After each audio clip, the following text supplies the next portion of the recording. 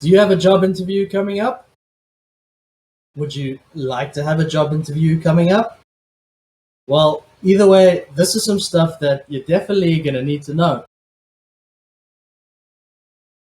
Hey, how's it going, guys? This is Max here from Deale Development, and today we're going to be looking at the common interview question in JavaScript for the Fibonacci sequence. So the goal of this function is to output the correct Fibonacci value at the index of x. So we're given x as the input, and the function needs to create a Fibonacci sequence, and we need to return the final entry of that sequence, right? So the Fibonacci sequence is a series of numbers where every number is the sum of the previous two. And there's a great example of that right over here. So we've got 0 plus 1 equals 1, 1 plus 1 equals 2, 1 plus 2 equals 3, 2 plus 3 equals 5, and it just goes on and on and on. So I'm sure you get the idea. So pause the video, guys, and give this a shot. Good luck. I'll see you for the solution.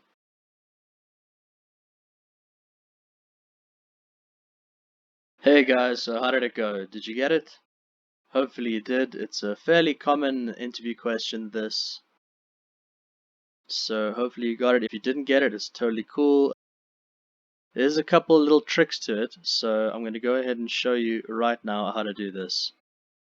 So we're going to say function fib, that's going to take in x as an input.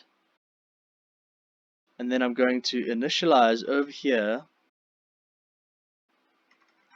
fib_r. So that is just an array that is going to have 0 and 1 inside of it.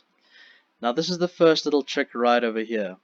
So we always have to start the array off with 0 and 1 already inside of it, because those are always the first values of the Fibonacci sequence, right? So we do have to already have those values handled inside our Fibonacci array.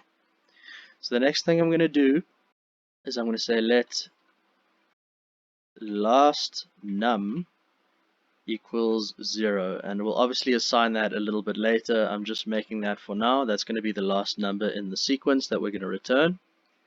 Then I'm going to say if x equals 1, we're just going to go ahead and return 1, because if x is 1, the sequence is just always going to be 1, right? So we have to just handle that case basically. So if x is 1, just return 1, stop the function, that's it.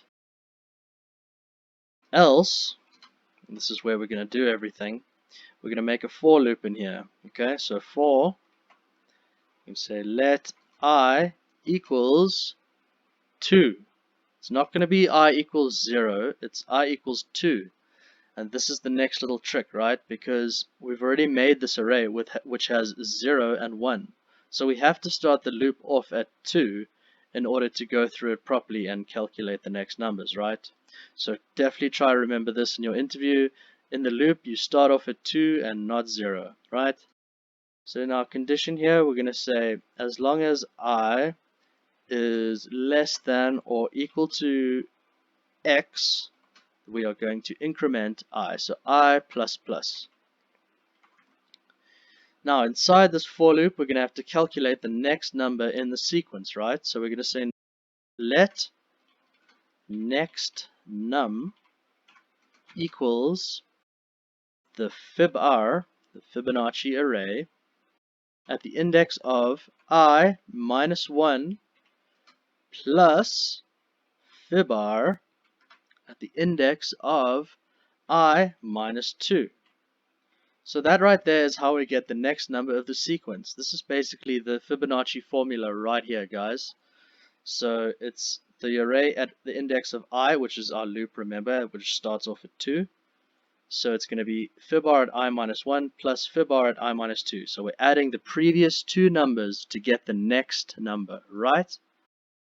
Then we're going to go ahead and we're going to take the fib_r, the Fibonacci array, and we're going to say fib_r.push next num. So we're going to take that next number and we're going to push it right into that array, like that. Now in terms of the last number,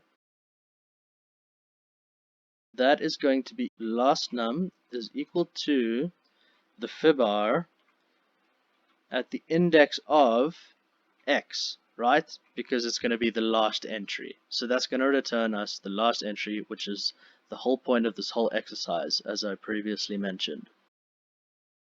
So we should be good, and after this for loop, after this if else, we're going to have to go down here. We're going to say return last num, because that's our desired output, right? So that's basically it, guys. That's the solution right there. That is called the iterative solution because we're looping over stuff. So that was the iterative solution, and I'm now going to show you guys the recursive solution.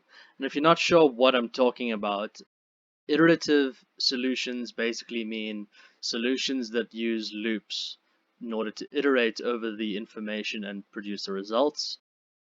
While recursive solutions basically mean you take the function and you call it within itself multiple times in order to do the repetition. So that's the difference between recursion and iteration. So this is probably going to blow your mind. It's crazy simple. It basically just uses the formula and works like magic almost. I'm going to show you guys right now. I'm going to say function fib.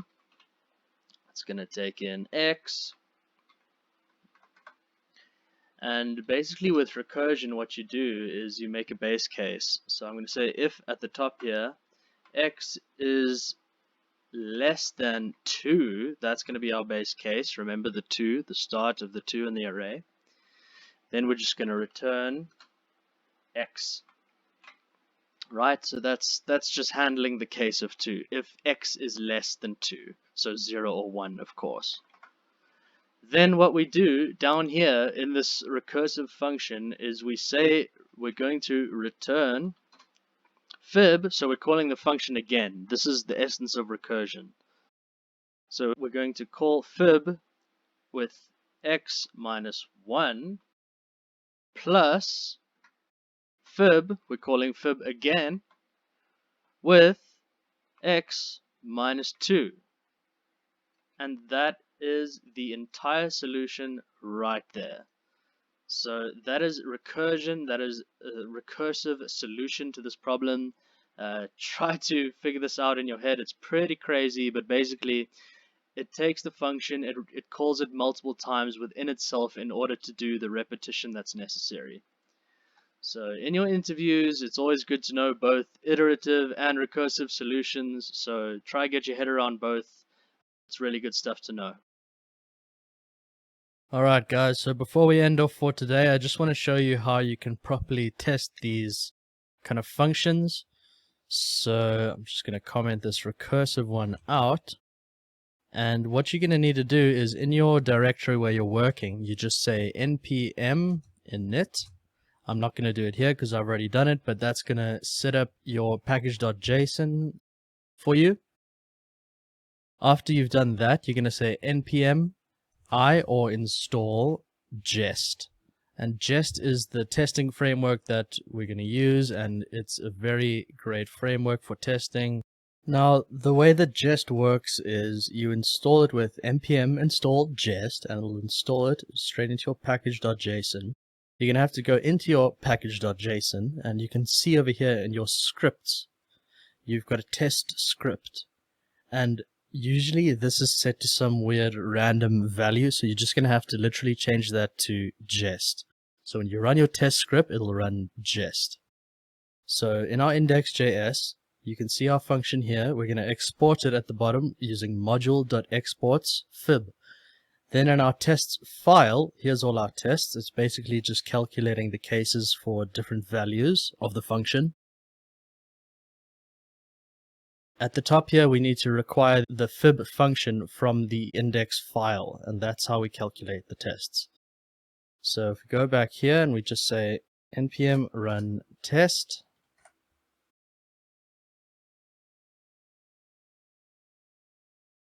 you can see that all the tests pass for the iterative solution.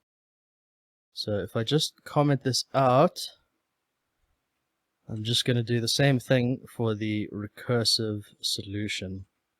So we should be exporting that one now. Good. So let's do npm run test.